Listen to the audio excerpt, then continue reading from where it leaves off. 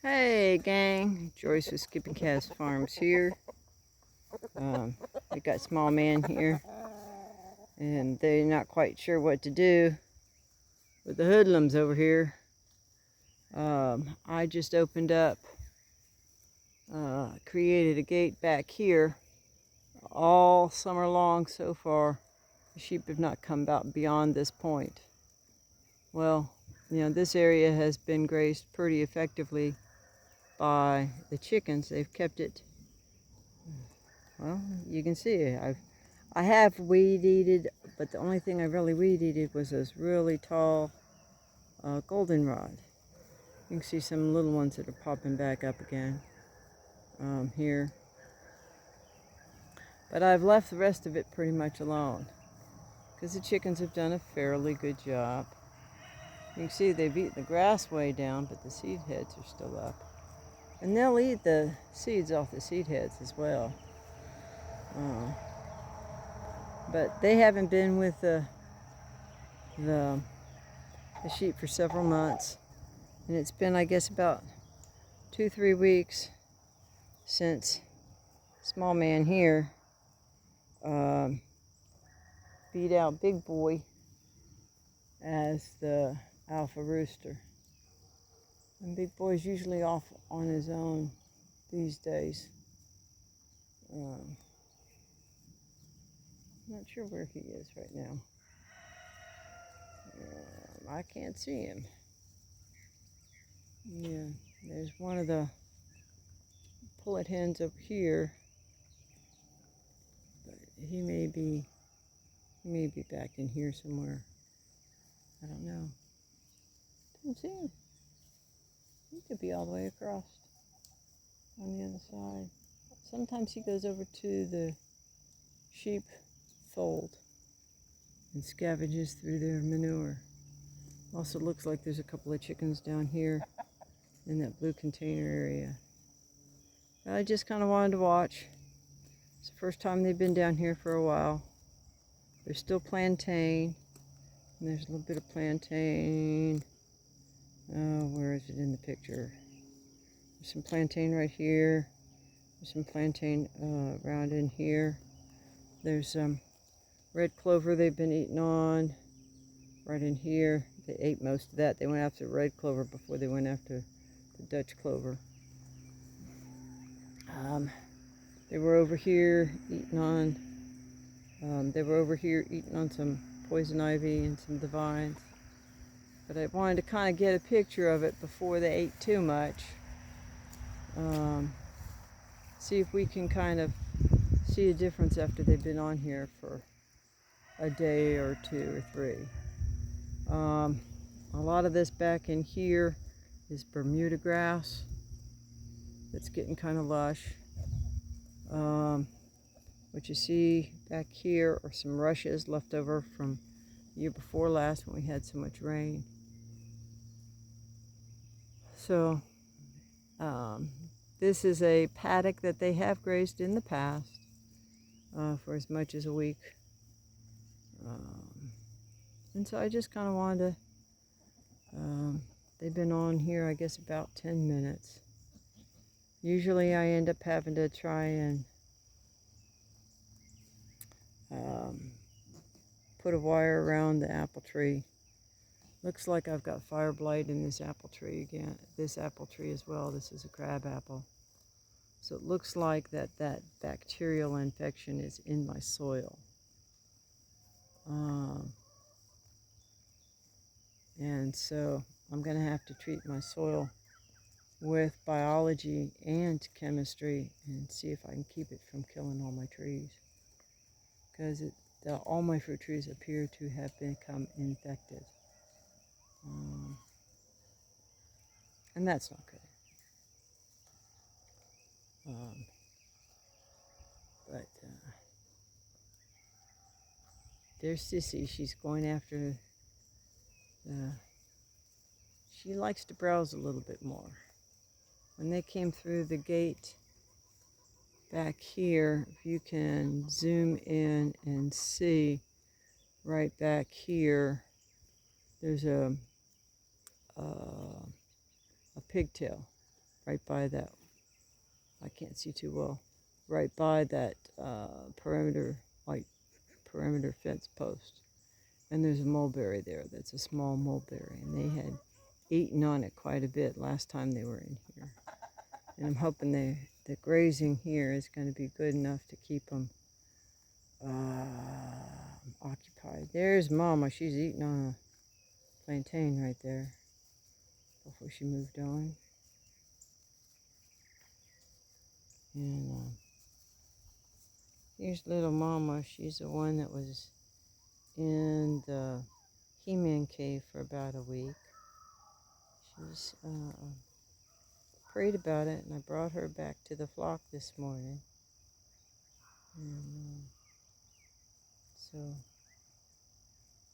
she's just kind of, we've kind of gotten to know each other over the last 10 days, 2 weeks. And she's kind of half squandered, kind of half squattered down.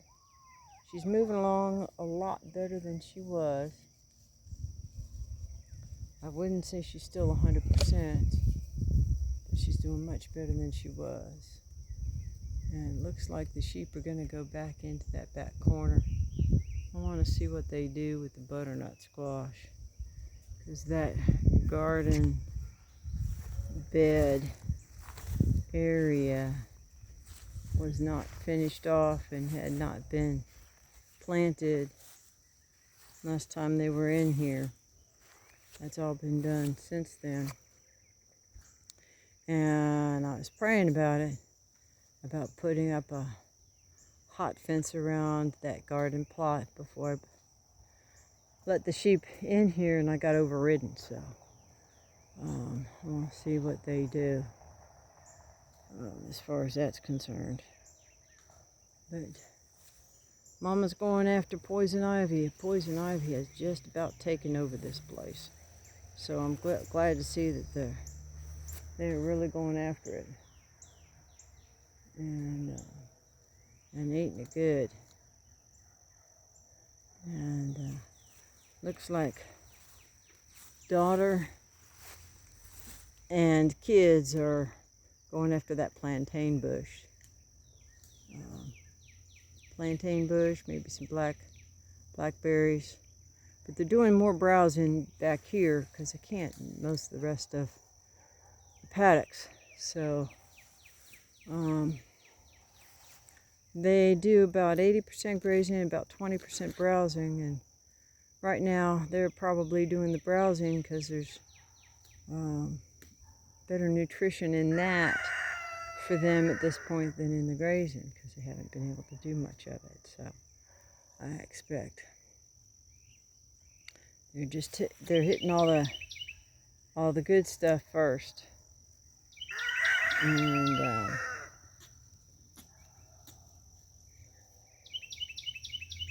yep, almost going after the plantain.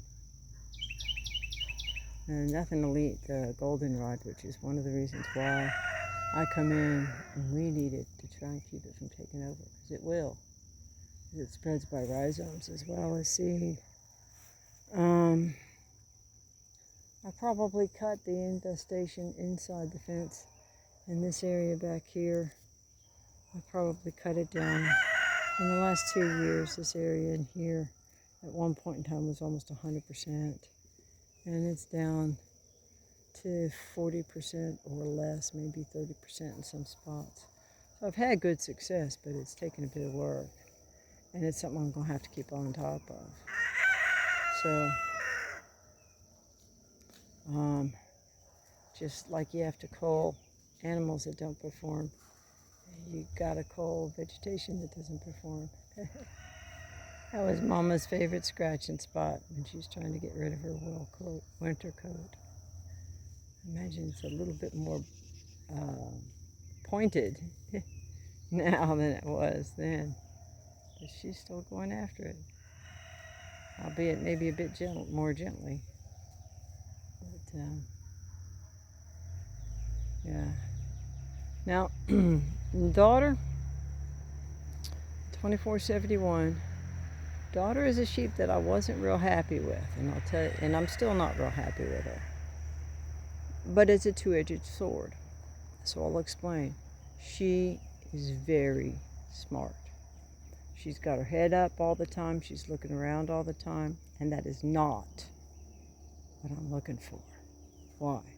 An animal that's got their head up all the time is always on the alert. There's going to be a lot more adrenaline. And when you, if you're planning on raising that animal for meat, that meat's going to be tough. There's just not a whole lot of ways of getting around it. Also, she's much harder to keep inside a fence. And her daughter and son are hard to keep inside a fence. Her daughter in particular thinks like she does. Little man, well,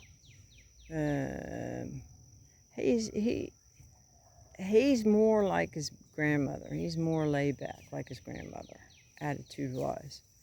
But Sissy,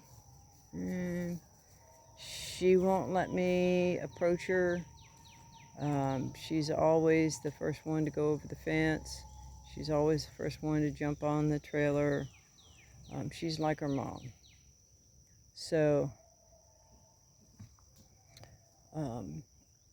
of the animals that I have here in front of me and the one behind the boat is Little Man. I would probably keep Mama, although she's, 13 years old now?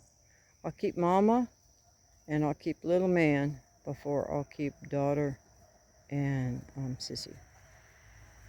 And it's not, it's as much attitude and management. I have to put up 3 wires to keep Sissy in next door. Little Man I can keep in with 2. And that's time every week. That's time every time I move the fences. That's less certainty that they're going to stay where they need to stay. And I just don't need that kind of aggravation. So, so come fall, I'll have some choices to make. I don't have enough land to successfully graze 4 animals over the winter time without serious supplementation. And so at this point in time, yeah, Mama and Little Man are going to be the ones I keep. Now, Mama's old enough that she may or may not make it through the summer. I don't know. I'm just going to kind of play it by ear. But if any animals go to the butcher, it's going to be Daughter and Sissy. So Daughter and Mama are right here in front of the boat, and Sissy's in the back here, and Little Man's over there. And let me, instead of standing here pointing through here, let's go over here. So one real quick way of telling Sissy and Little Man apart. Sissy's on the left. Her tail goes down below her hocks. Little Man's tail does not. Hers has got a kink in it. His is short and straight. She's got black hooves and a darker nose. He's got a pink nose and white hooves. And he's also a little bit bigger than she is. And that's how I tell those 2 apart. Now, Daughter's real easy to tell apart because she's got, I think she's got some black belly in her because she's got dark skin. It's one of the reasons why I don't think she handles the heat as well.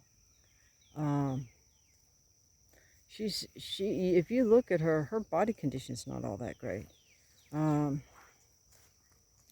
Those lambs really took it out of her.